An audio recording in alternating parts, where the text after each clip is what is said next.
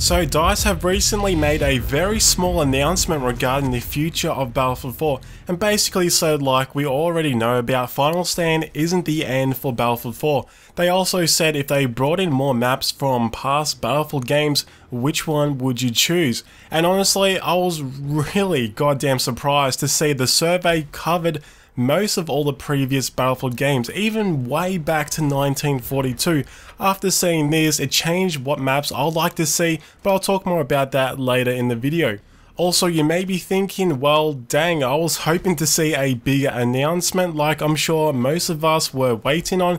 The reason why there was only a very brief small announcement is, I think, is due to financial reasons, which is something I don't fully understand, but I believe DICE can't announce all the content for next year because if they reveal too much, they could have a financial impact on their stock. I'm guessing it's just a matter of DICE informing their stockholders of their plans, which I imagine is during the next shareholder meeting of some kind. Until that point, they can't completely spill the beans to the public on what's going on.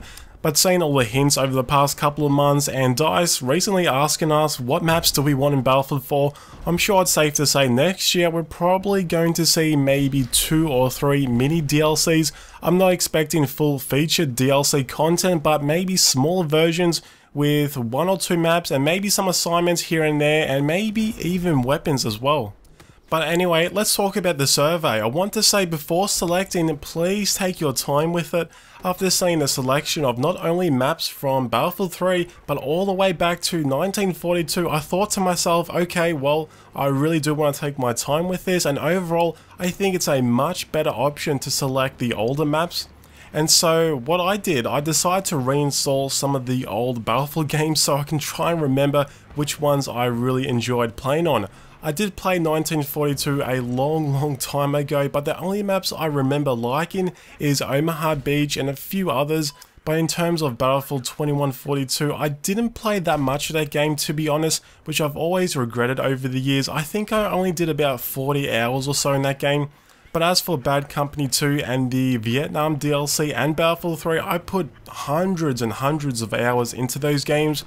And my boxed copy of Battlefield 2 had too many scratches on the DVDs and unfortunately doesn't seem to work anymore, so I brought Battlefield 2 Complete Edition from G2A.com for about $15 and redeemed it on Origin so I can return back to the game. I also re-downloaded Bad Company 2 and the Vietnam DLC, which I was pretty disappointed to see only very few of the servers are actually still populated.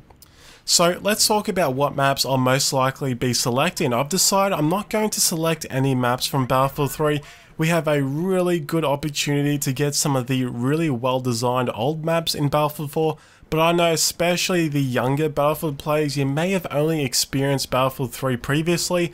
I just think we should really take advantage of this to have the opportunity for gamers to select what content we're going to have for Battlefield 4 next year is something I'm not going to just glance over.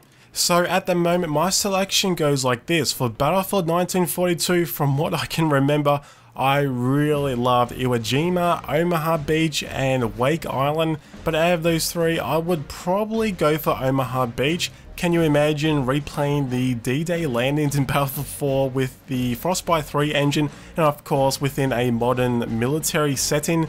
I'm not too sure if any kind of modern military these days uses landing craft to transport soldiers and tanks to the beach lines, but I imagine DICE LA could make something like that happen in Battlefield 4.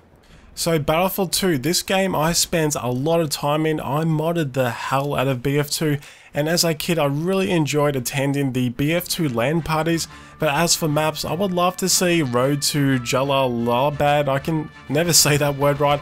I think this map would work pretty well in Battlefield 4. It isn't too spaced out, so sniping won't dominate, and there's enough cover for infantry to easily move about.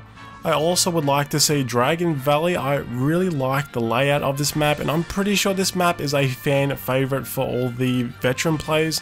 And of course I would love to see Strike at KARKAND back, which was in Battlefield 3, but some people say the Battlefield 2 version is a lot better design, but honestly I'll be happy with either one. Once again, these maps are really well designed and I think would fit nicely into Battlefield 4.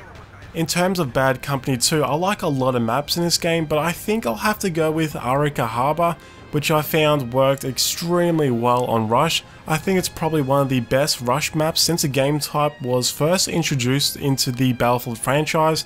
And as for the Vietnam DLC, I couldn't really decide on just one, so I think I'm going to select all of them. To be honest, I'm kind of leaning towards Operation Hastings, but I'll be happy to see any of them make a return into Battlefield 4. I think the Vietnam maps would look amazing on the Frostbite 3 engine. So before I finish the video, I want to talk about if we do end up getting 2 or 3 mini DLCs next year, would we need to pay for them? What's going to happen in that department? I think premium members will get the DLCs for free, well, not technically for free, but you guys know what I'm saying. And for non-premium players, I'm guessing there might be a small fee. I read some people saying they should make the DLCs free, which I do think is a great idea. And I've seen a ton of people ask a few of the DICE LA devs about this on Twitter. Also, a couple of gaming websites have stated the DLCs might be free, but really, at the moment, I think it's just too early to know what's going to happen.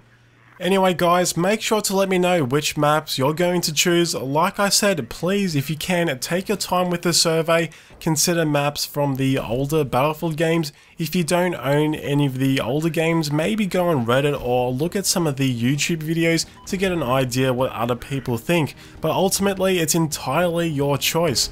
I've included a link to a Battlefield wiki page that has every single Battlefield map in existence, all nicely sorted to make things easier when trying to remember older maps.